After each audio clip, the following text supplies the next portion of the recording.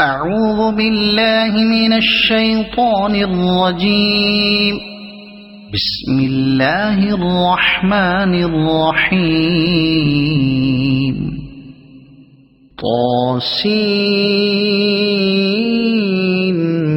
طاسين. تلك آيات الكتاب المبين.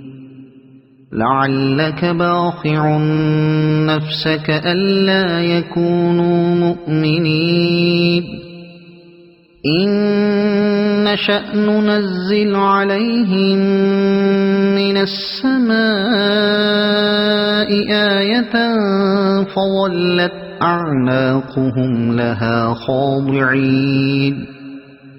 وما يأتيهم من ذكر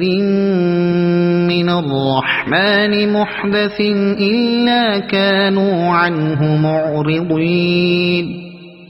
فقد كذبوا فسيأتيهم أنباء ما كانوا به يستهزئون أولم يروا إلى الأرض كم أنبتنا فيها من كل زوج كريم إن في ذلك لآية وما كان أكثرهم مؤمنين وإن ربك لهو العزيز الرحيم وإذ نادى ربك موسى أن ائت القوم الظالمين قوم فرعون ألا يتقون قال رب إني أخاف أن يكذبون ويضيق صدري ولا ينطلق لساني فأرسل إلى هارون ولهم علي ذنب فأخاف أن يقتلون قال كلا فاذهبا بآياتنا إنا معكم مستمعون فأتيا فرعون فقولا إنا رسول رب العالمين أن أرسل معنا بني إسرائيل قال ألم نربك فينا وليدا ولبثت فينا من عمرك سنين وفعلت فعلتك التي فعلت وأنت من الكافرين قال فعلتها إذا وأنا من الضالين ففررت منكم لما خفتكم فوهب لي ربي حكما وجعلني من المرسلين وتلك نعمة تمنها علي أن عبدت بني إسرائيل قال فرعون وما رب العالمين قال رب السماوات والأرض وما بينهما إن كنتم موقنين قال لمن حوله ألا تستمعون قال ربكم ورب آبائكم الأولين قال إن رسولكم الذي أرسل إليكم لمجنون قال رب المشرق والمغرب وما بينهما إن كنتم تعقلون قال لئن اتخذت إلها غيري لأجعلنك من المسجونين قال أولو جئتك بشيء مبين قال فأت به إن كنت من الصادقين فألقى عصاه فإذا هي ثعبان مبين ونزع يده فإذا هي بيضاء للناظرين قال للملأ حوله إن هذا لساحر عليم يريد أن يخرجكم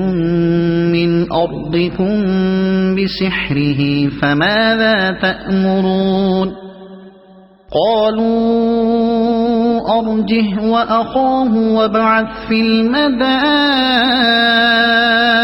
حاشرين يأتوك بكل سحار عليم فجمع السحرة لميقات يوم معلوم وقيل للناس هل أنتم مجتمعون لعلنا نتبع السحرة إن كانوا هم الغالبين فلما جاء السحرة قالوا لفرعون أئن لنا لأجرا إن كنا نحن الغالبين قال نعم وإنكم إذا لمن المقربين قال لهم موسى ألقوا ما أنتم ملقون فألقوا حبالهم وعصيهم وقالوا بعزة فرعون إنا لنحن الغالبون فألقى موسى عصاه فإذا هي تلقف ما يأفكون فألقي السحرة ساجدين قالوا آمنا برب العالمين رب موسى وهارون قال آمنتم له قبل أن آذن لكم إنه لكبيركم الذي علمكم السحر فلسوف تعلمون لأقطعن أيديكم وأرجلكم من خلاف ولأصلبنكم أجمعين قالوا لا ضير إنا إلى ربنا منقلبون إنا نطمع أن يغفر لنا ربنا خطايانا أن كنا أول المؤمنين وأوحينا إلى موسى أن أسر بعبادي إنكم متبعون فأرسل فرعون في المدائن حاشرين إن هؤلاء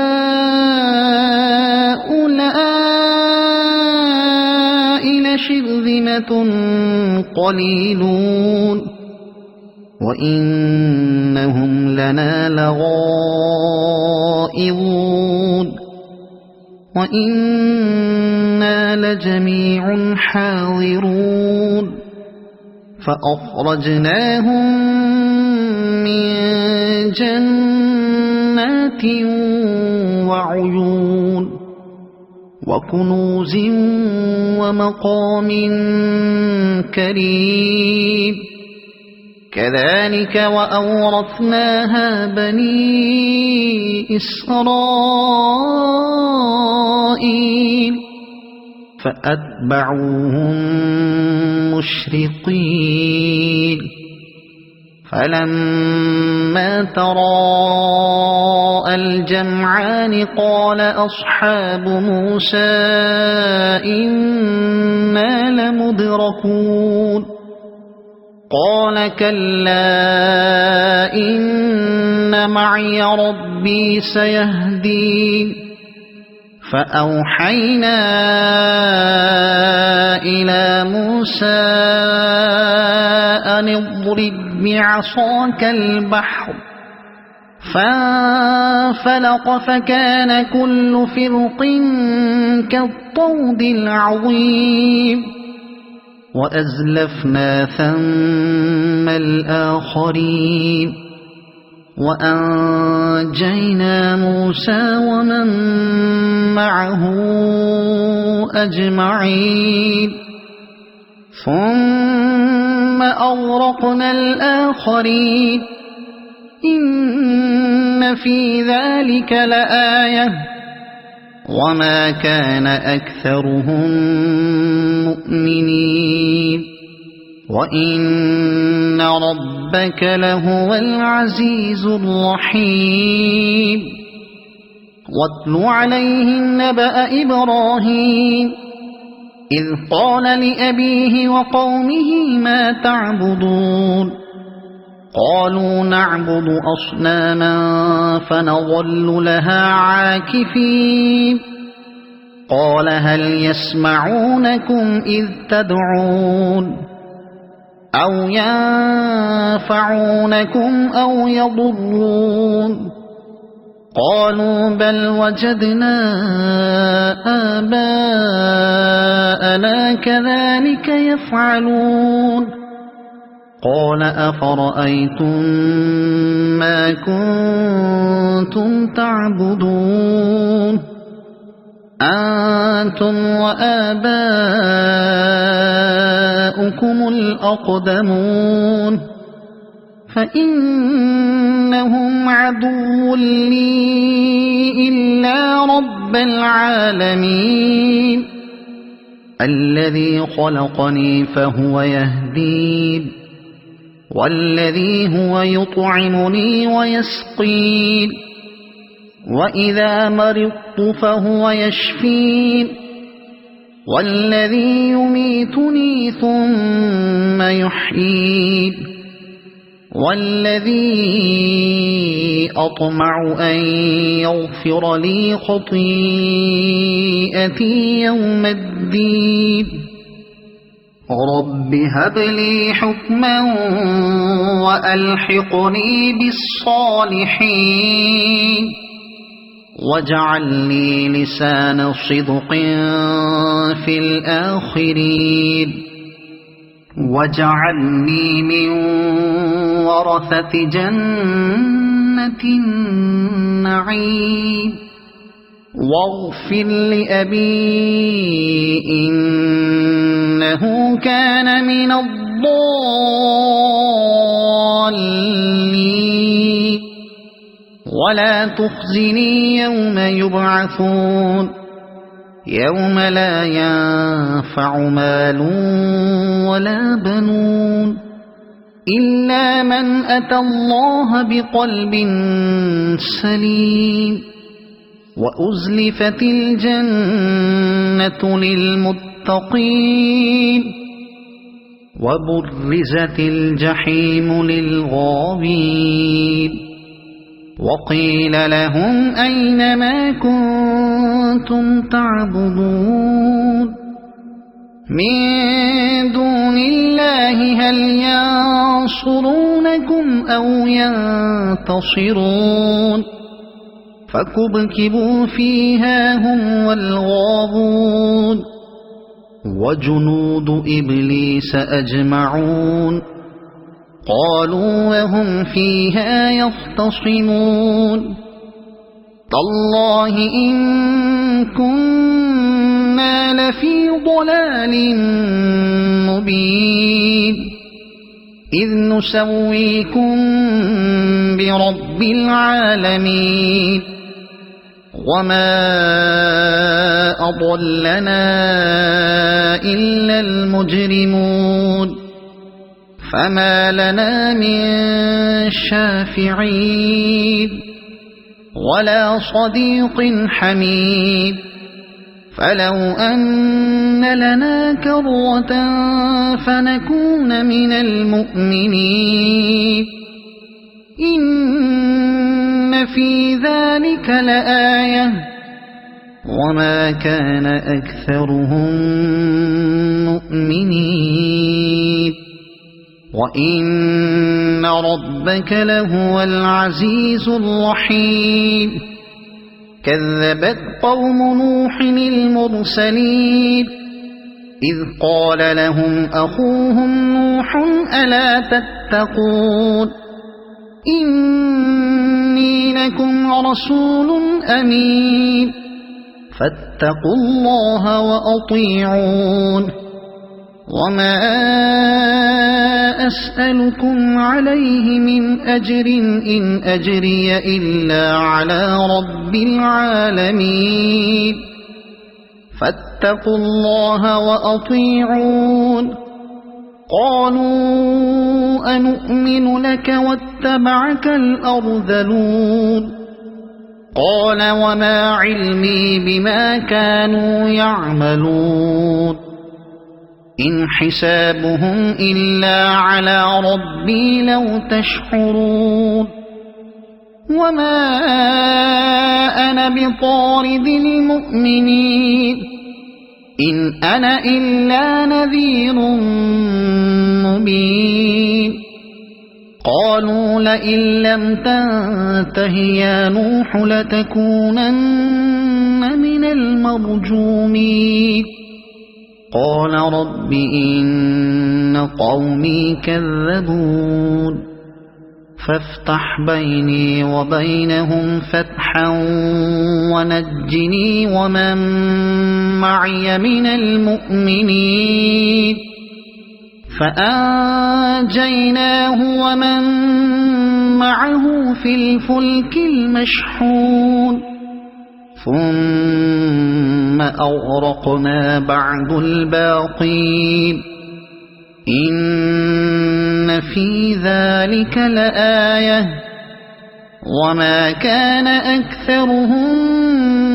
مؤمنين وإن ربك لهو العزيز الرحيم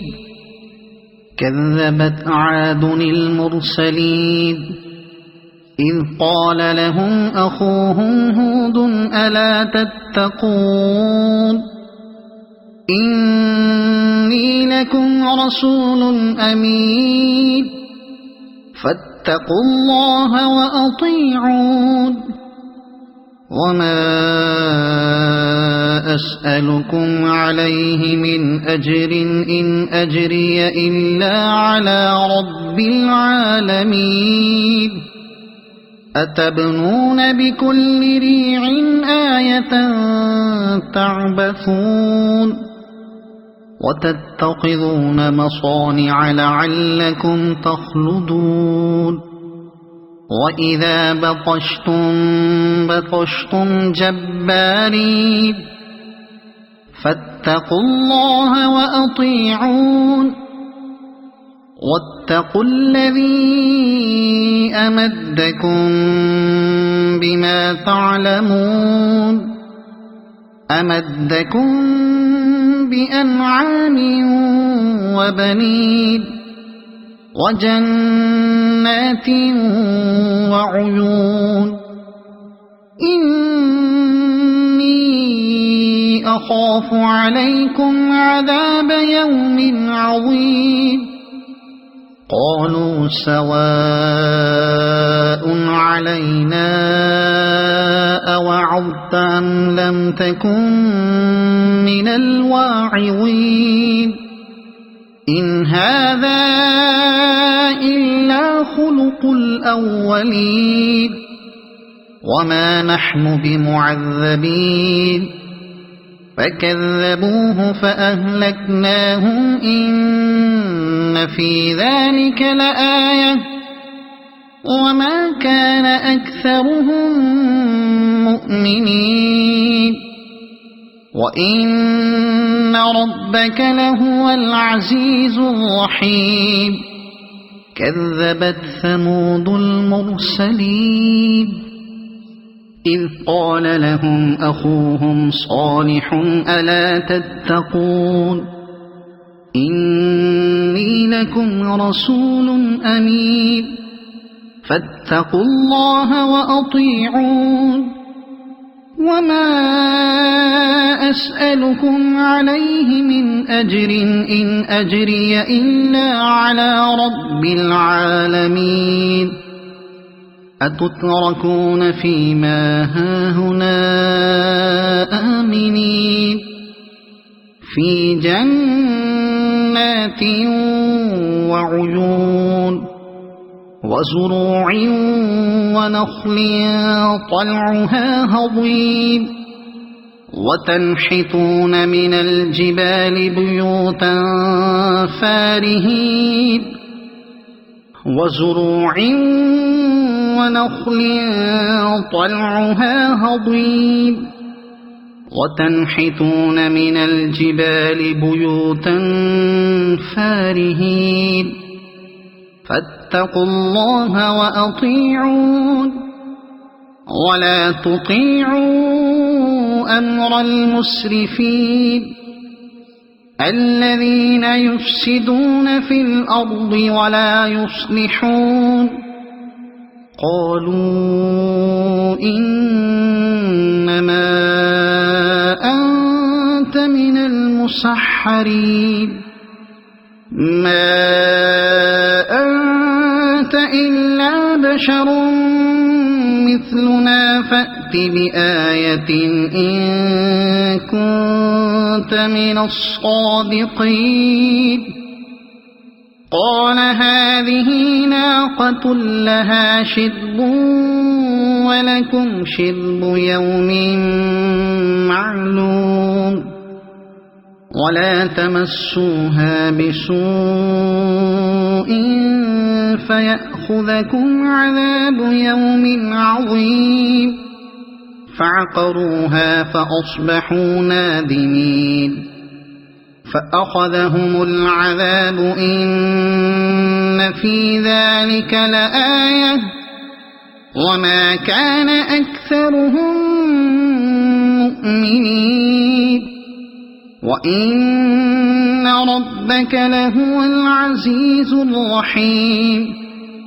كذبت قوم لوط المرسلين إذ قال لهم أخوهم لوط ألا تتقون إني لكم رسول أمين فاتقوا الله وأطيعون وما أسألكم عليه من أجر إن أجري إلا على رب العالمين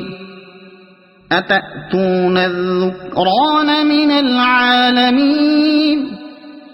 وتذرون ما خلق لكم ربكم من أزواجكم بل أنتم قوم عادون قالوا لئن لم تنته يا لوط لتكونن من المخرجين قال إني لعملكم من القالين رب نجني وأهلي مما يعملون فنجيناه وأهله أجمعين إلا عجوزا في الغابرين ثم دمرنا الآخرين وأمطرنا عليهم مطرا فساء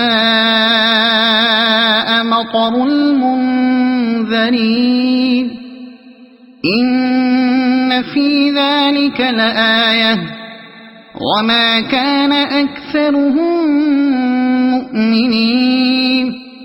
وإن ربك لهو العزيز الرحيم كذب أصحاب الأيكة المرسلين إذ قال لهم شعيب ألا تتقون إني لكم رسول أمين فاتقوا الله وأطيعون وما أسألكم عليه من أجر إن أجري إلا على رب العالمين أوفوا الكيل ولا تكونوا من المخسرين وزنوا بالقسطاس المستقيم ولا تبخسوا الناس أشياءهم ولا تعثوا في الأرض مفسدين واتقوا الذي خلقكم والجبلة الأولين قالوا إنما أنت من المسحرين وما أنت إلا بشر مثلنا وإن نظنك لمن الكاذبين فأسقط علينا كسفا من السماء إن كنت من الصادقين قال ربي أعلم بما تعملون فكذبوه فأخذهم عذاب يوم الظلة إنه كان عذاب يوم عظيم إن في ذلك لآية وما كان أكثرهم مؤمنين وإن ربك لهو العزيز الرحيم وإنه لتنزيل رب العالمين نزل به الروح الأمين على قلبك لتكون من المنذرين بلسان عربي مبين وإنه لفي زبر الأولين أولم يكن لهم آية أن يعلمه علماء بني إسرائيل ولو نزلناه على بعض الأعجمين فقرأه عليهم ما كانوا به مؤمنين كذلك سلكناه في قلوب المجرمين لا يؤمنون به حتى يروا العذاب الأليم فيأتيهم بغتة وهم لا يشعرون فيقولوا هل نحن منظرون أفبعذابنا يستعجلون أفرأيت إن متعناهم سنين ثم جاءهم ما كانوا يوعدون ما أغنى عنهم ما كانوا يمتعون وما أهلكنا من قرية إلا لها منذرون ذكرى وما كنا ظالمين وما تنزلت به الشياطين وما ينبغي لهم وما يستطيعون إنهم عن السمع لمعزولون فلا تدع مع الله إلها آخر فتكون من المعذبين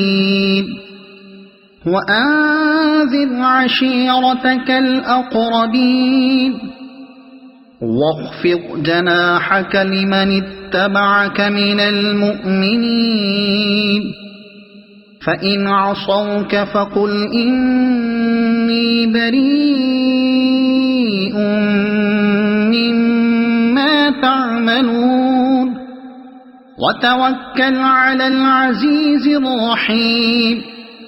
الذي يراك حين تقوم وتقلبك في الساجدين إنه هو السميع العليم هل أنبئكم على من تنزل الشياطين تنزل على كل أفاك أثيم يلقون السمع وأكثرهم كاذبون والشعراء يتبعهم الغاوون ألم تر أنهم في كل واد يهيمون وأنهم يقولون ما لا يفعلون إلا الذين آمنوا وعملوا الصالحات وذكروا الله كثيرا وانتصروا من بعد ما ظلموا وسيعلم الذين ظلموا أي منقلب ينقلبون صدق الله العظيم.